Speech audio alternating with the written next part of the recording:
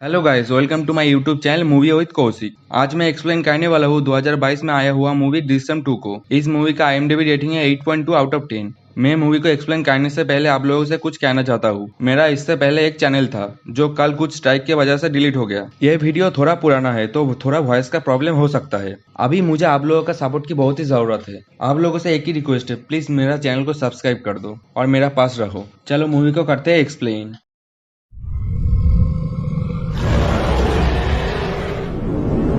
Movie के शुरू में हम एक आदमी को देखते हैं जिसका नाम है डेविड, जो ड्रग्स बेचते थे। एक दिन डेविड ड्रग्स बेचने के लिए ताबू के पास जाता है और उसको ड्रग्स देता है और बोलता है मैं और ये काम नहीं करूँगा, नहीं तो मेरा पत्नी मेरा साथ नहीं रहेगा। ये सुन के ताबू ने पैसा नहीं दे के चला जा रहा था। तब डेविड ताबू के पास जाके बोला पैसा देने के लिए। फिर उसने बंदूक दिखाकर बोला अगले बार ड्रग्स बेचेगा तब पैसा मिलेगा।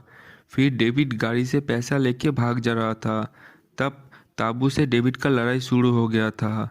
लड़ाई चलने के समय गलती से डेविड के हाथों से बंदूक का गोली लग जाता है ताबू को और ताबू मर जाता है। फिर उधर पुलिस आ जाता है और डेविड उधर से भाग जाता है। पुलिस भी उसका पीछा कर रहा था। तब डेविड एक जगह पे रुक के देखता है बिजॉय ने एक गड्ढा खोद के सैम का बॉडी को छुपा रहा है। फिर डेविड उधर से भाग जाता है और घर चला जाता है। उसके बाद पुलिस ने डेविड को पकड़ लेता है। फिर कहानी 7 साल बाद का बताया जाती है। बिजॉय ने केबल टीवी बिजनेस के साथ साथ मूवी बनाने का काम शुरू कर दिया था क्योंकि उसको मूवी देखना बहुत पसंद था। फिर हम देखते हैं बिजॉय अपना फैमिली के लेके बहुत खुश था।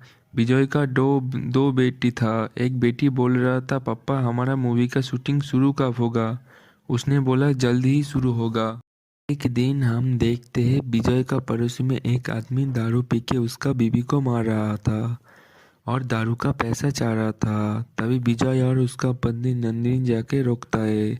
दारू पीने वाला आदमी का बीवी का नाम था जेनी। विजय जेनी को बोला अपना पति के अगेंस्ट पुलिस में कंप्लेन कर दो।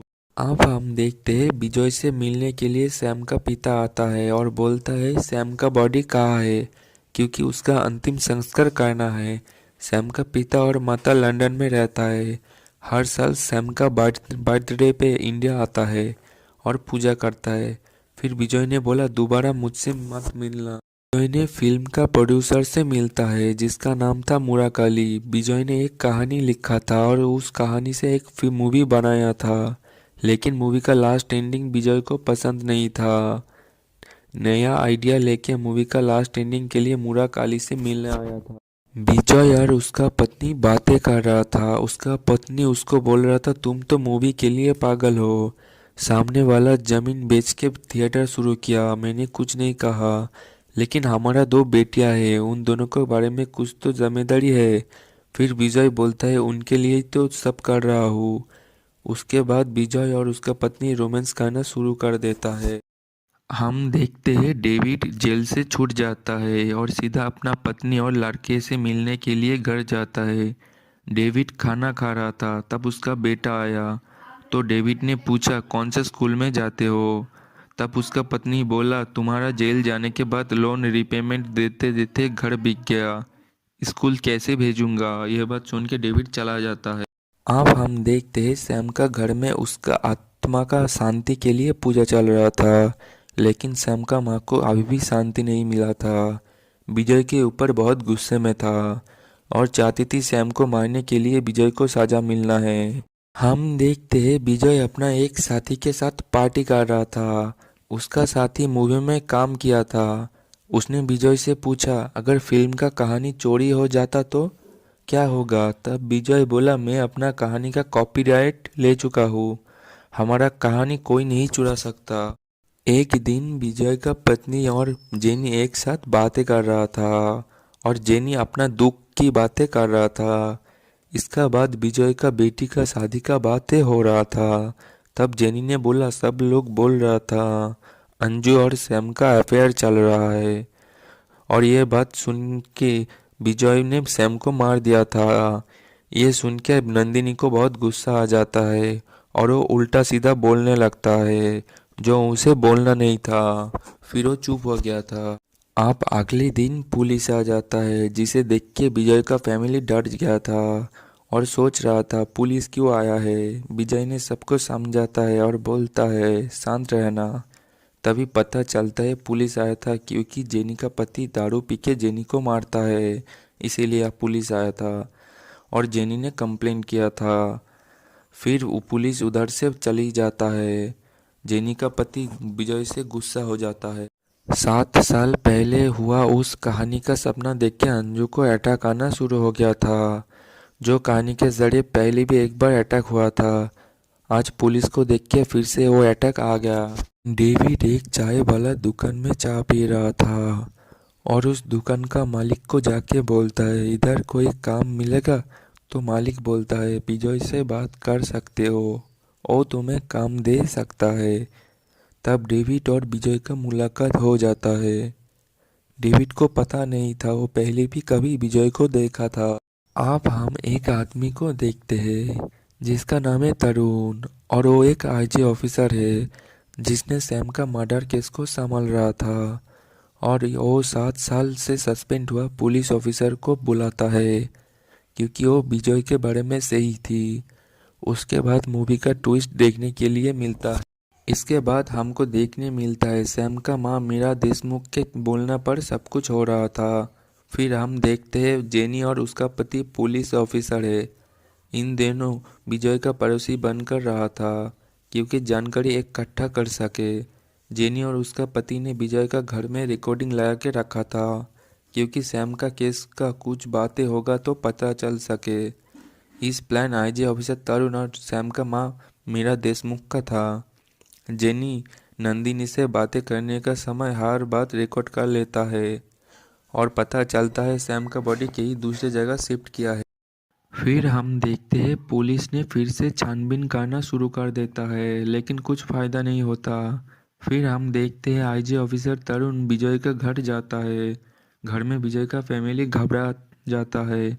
आईजी ऑफिसर सबसे बात करता है और खुद के बारे में बोलता है। उस समय विजय घर में नहीं था लेकिन जब विजय घर में आता है नंदिनी घबराते हुए सब बता देता है और बोलते हैं जब पता चलता है पुलिस उसको लेके छानबीन कर रहा है तो हाथ पैर ठंड पड़ जाता है, लेकिन तब विजय ने कुछ नहीं बोला था। अब हम देखते हैं डेविड ने एक चाय वाला दुकान पे चाय पीने के लिए गया था।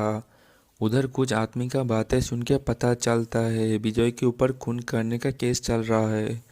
तब डेविड को याद आता है विजय ने पुलिस स्टेशन में कुछ गाड़ते हुए देखा था, मतलब विजय ने लाश गाड़ रहा था। डेविड पुलिस स्टेशन में जाता है जो उसने देखा था वो बताने के लिए, लेकिन बताने से पहले सैम का माँ के पास से 25 लाख रुपया लिया था। फिर बोलता है पुलिस स्टेशन के नीचे लाश छुपाया था विजय ने। ये सुन के सब हैरान हो जाता है। आईजी ऑफिसर तरुण सोचता है ऐसा जगह छुपाया था जिसका बारे में हम सोच भी नहीं सकता। फिर पुलिस ने पुलिस स्टेशन में खोदाई शुरू कर दिया था। यह खबर सुन के विजय घबरा जाता है। फिर विजय सीसीटीवी फुटेज से सब देखता है और देखता है सैम का लाश कंकल बन चुका है। वो पुलिस के हाथ लग गया और पुलिस ने टेस्ट करने के लिए ले जा रहा था। इसके बाद हम देखते हैं आईजी ऑफिसर तरुण ने कोर्ट से परमिशन लेके विजय और उसका फैमिली को पुलिस स्टेशन में बुलाता है पूछताछ करने के लिए। तरुण विजय के सामने उनका फैमिली को टॉर्चर करता है। विजय सब कुछ सह सकता है लेकिन उनका फैमिली को ऐसा देख नहीं सकता था, इसीलिए विजय सब सच बताने के लिए तैयार हो जाता है। फिर विजय बोलता है मैंने ही सैम को मारा था, लेकिन सैम का मारने का असली वजह उसने नहीं बताया। सारा इल्ज़ाम खुद का ऊपर ले लिया था। फिर हम देखते हैं पुलिस ने विजय को अरेस्ट कर लिया। मुराद अली को विजय के बारे में टीवी से पता चलता है तो उसने सीधा आईजी ऑफिसर तरुण के पास चला जाता है क्योंकि उन्हें कुछ पता था जो तरुण को बताना ज़रूरी था। मुराद अली बताता है वो विजय से 2016 में मिला था। जब उसने मिला था तब उसका नाम विजय सालगांव नहीं विजय गोदबुले बताया था। विजय को मूवी बनाना था तो एक कहानी सुनाया था और कहानी बहुत ज़बरदस्त था। विजय ने मेरे को पैसा दिया था स्क्रिप्ट लिखने के लिए, फिर मैं राज़ी हो गया था। तब विजय ने बोला जब तक मूवी का स्क्रिप्ट तैयार नहीं होगा तब तक मूवी नहीं बनाएंगे। फिर मुराकाली तरुण को उस कहानी के बारे में बोलता है। फिर हम देखते हैं कहानी का शुरू में एक राम नाम करके एक आदमी था, जिसका जतिन नाम करके एक लड़का था जिसे वो बहुत प्यार करता है। एक दिन जतिन अपना प्रेमिका को लेकर पार्टी में गया था। तब पार्टी में एक नशीली लड़का उसका प्रेमिका से बदतमीजी करता है और वो लड़का एक बड़ा बिल्डर्स का बेटा है। फिर जतिन उस लड़का को एक थप्पड़ मारता है। फिर वो लड़का गुस्से में जतिन का पीछा करते करते उनका घर चला जाता है। फिर उन दोनों का लड़ाई शुरू हो जाता है और जतिन के हाथों उस लड़का का मौत हो जाता है। जतिन के पिता राम जब घर आता है तब देखता है उसका बेटा जतिन उस लाश के पास बैठे रो रहा था। राम को पता था वो एक बहुत बड़ा बिल्डर्स का बेटा है।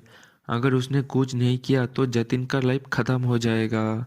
राम ने बहुत सोच के याद किया, उस बिल्डर्स का एक अंडर बिल्डिंग कंस्ट्रक्शन चल रहा था। फिर वो उस लाश को उस बिल्डिंग में छुपा दिया था। राम को पता था पुलिस ने एक ना एक दिन बॉडी को ढूंढ लेगा, इसीलिए अपना फैमिली को बचाने के लिए अपने खिलाफ सबूत तैयार करता है। इसके बाद मूवी का क्लाइमैक्स ऐसा होता है, राम पकड़ जाता है और सारे इल्ज़ाम खुद का ऊपर ले लेता है। मूवी का एंडिंग में खुश नहीं थे, इसीलिए मूवी अभी तक बना नहीं। विजय का डर था कहानी चोरी नहीं हो जाए, इसीलिए विजय कहानी को किताब के रूप में पब्लिश कर दिया और यह किताब विजय का नहीं मेरे नाम पे छपा था। फिर हम देखते विजय को अदालत में पेश किया जाता है। पुलिस ने विजय से एक बयान लिया था और अदालत में पेश किया था। तब विजय ने बोला पुलिस जबरदस्ती हमसे बुलवाया था। विजय का वकील दृश्यम नाम करके एक किताब पेश करता है और बोलता है पुलिस ने विजय के ऊपर जो इल्ज़ाम लगाया था वो इस किताब से चुराया है और विजय से बुलवाया है। हम देखते हैं मुराकाली तरुण से कहता है विजय ने मेरे से जानकारी लिया था, अगर पुलिस बॉडी को ढूंढ लिया तो क्या होगा, तो मैंने बता दिया था। फिर विजय ने नया एंडिंग बनाया था और वो बहुत रिस्की था जो हमने रिजेक्ट कर दिया था। फिर हम देखते हैं अदालत में एक बात निकल के आता है, पुलिस स्टेशन में जो कंकल मिला था वो सैम का है ही नहीं। मुराकाली फिल्म का एंडिंग सुनाते हुए बताता है हीरो को पता है पुलिस को कभी ना कभी लाश को मिल जाएगा, इसीलिए अपना तकदीर बदलने का काम शुरू कर दिया था। विजय उसी दिन से ऐसी बॉडी के तलाश में था जिसका उम्र सैम का उम्र जैसा है और जिसका मौत माथे पे चोट लगने पर हुआ था। फिर एक दिन उसका तलाश खत्म हो जाता है, सेम बॉडी मिल जाता है, लेकिन उसका फैमिली ने कब्रिस्तान में दफना देता है। जिस इंसान कब्रिस्तान देखभाल करता है विजय उनसे मिलता है और उनसे दोस्ती कर लेता है। विजय उसको पैसा देके मदद किया था। विजय ने उस लाश को कंकल बनने तक वेट किया था। फिर वो आदमी कब्रिस्तान से कंकल को लेके विजय को दे दिया था। विजय ने पता किया था पुलिस को बॉडी मिल गया तो पुलिस बॉडी को लेके मेडिकल कॉलेज में जाएगा और पता करेगा उसका जेंडर क्या है और वो कैसे मरा था। सारा जानकारी के बाद डीएनए टेस्ट के लिए भेजा जाएगा। विजय पता कर लेता है ये सब कहाँ होती है। फिर विजय उस जगह की सिक्योरिटी गार्ड से मिलता है और उनसे दोस्ती कर लेता है। फिर जब कंकल मेडिकल कॉलेज में जाता है उसी दिन विजय सिक्योरिटी दोस्त को पार्टी करने का बोलता है और दारू पिला के टल्ली कर देता है। फिर विजय ने सैम का कंकल को उस लड़के के कंकल से बदली कर देता है जिस कंकल को कब्रिस्तान से लेके आया था। फिर पासा उधर ही पलट जाता है। फिर हम देखते हैं अदालत विजय को बेकसूर खलास कर देता है। विजय सैम का कंकल को जला देता है और उनका अस्थिया एक चिट्ठी के साथ सैम का घर भेज देता है। उस चिट्ठी में लिखा था आपने जो मांगा था वो मैंने दे दिया। फिर सैम का माता पिता सैम का अस्थि को लेके पानी में विसर्जित कर देता है। फिर हम देखते हैं विजय का लाइफ सही हो जाता है और विजय उसका फैमिली के साथ बहुत खुश थे। विजय मन में बातें करके बोल रहा था हर इंसान का 3 तरह की दुनिया होती है, एक दुनिया हो जिसका अंदर में, 2 दुनिया हो जिसका बाहर है और तीसरा है वो जो इन दोनों का बीच अपने के लिए बनाता है, जिसका बिना जी नहीं सकता। मेरे लिए मेरा फैमिली वो दुनिया है, उनके लिए मैं सब कुछ कर सकता हूँ फिर मूवी का द एंड हो जाता है। अगर वीडियो को अच्छा लगता है तो वीडियो को लाइक कमेंट शेयर कर देना और सब्सक्राइब कर देना।